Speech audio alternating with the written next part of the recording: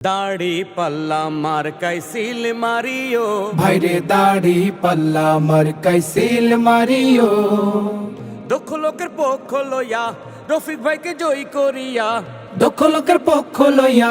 এই এলাকায় বহু দিন থেকেই তাঁত শিল্পের একটা আলাদা জৌলস ছিল।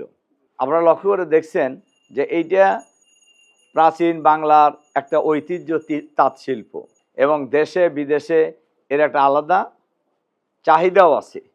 কিন্তু সরকারের কোনো পরিকল্পনা না থাকার কারণে, সরকারের কোনো সহযোগিতা না থাকার কারণেই আমাদের প্রাচীন বাংলার ঐতিহ্য তাঁত শিল্পটা ধীরে ধীরে ধ্বংস হওয়ার পথে।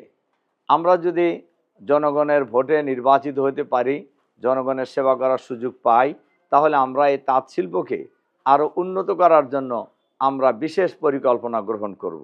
এখন যে তাঁত বোর্ড আছে, আমরা লক্ষ্য করছেন এটা আসলে কার্যকরী নাই তেমন।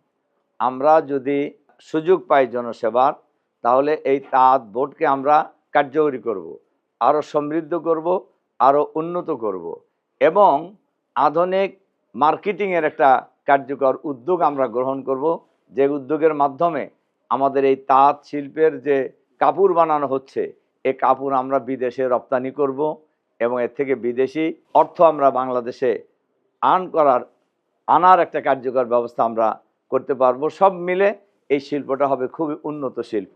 এই তাঁত শিল্পের মালিকরা যাতে সহজেই লোন পায়, যাতে সরকারের সহযোগিতা পায়, এ ব্যাপারেও আমরা একটা কার্যকর উদ্যোগ গ্রহণ করব ইনশাআল্লাহ।